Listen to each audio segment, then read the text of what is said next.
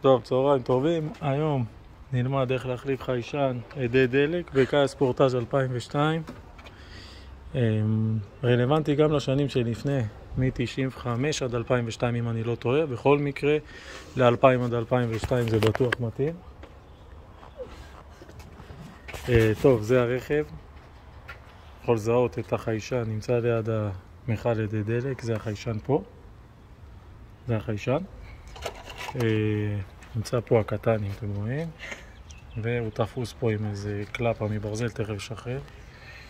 הזמנתי חלק מאיביי, עלות של חיישן בסביב, כולל משלוח 110-120 שקל, חיישן מקורי מבית יונדאי קייה, כמו שאפשר לראות, חלק מקורי, ואנחנו עכשיו הולכים להחליף.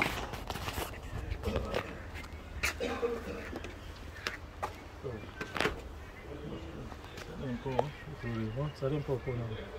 קודם כל בוא נשחרר את החיישן מהטבעת.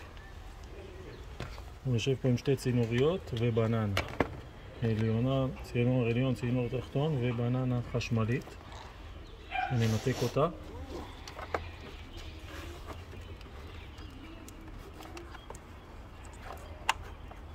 צריך ללחוץ את הפין בפנים ואז למשוך את החוצה. זה הבננה, וננתק את הצינור העליון, שחרר את הטבעת ברזל העליונה והתחתונה.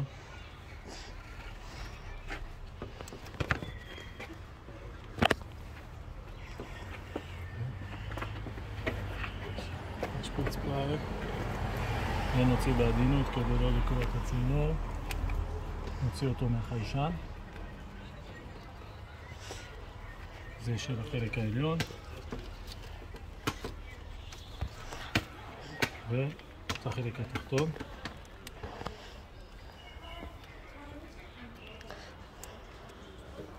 הנה החיישן הישן, יצאנו נוריד תקלה שהוא תקול, בגלל זה אנחנו מחליפים.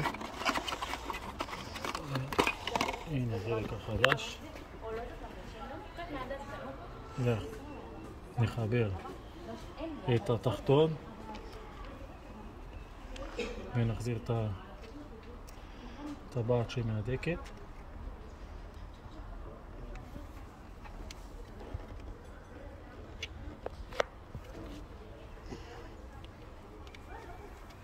זהו, ואת העליון גם נחזיר, נכניס אותו למקום שלו ונחזיר את הטבעת שמהדקת.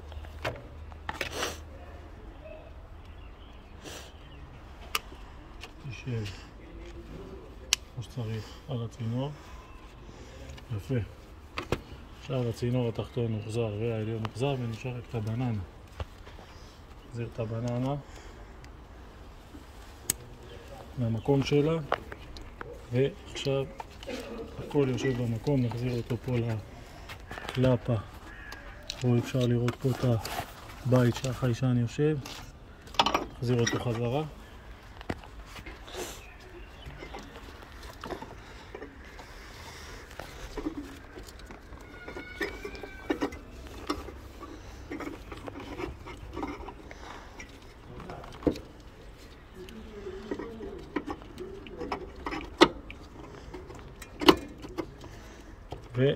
וסיימנו את ההחלפה. עכשיו הנורית הקלה נרחק לבדוק שהיא תפסה.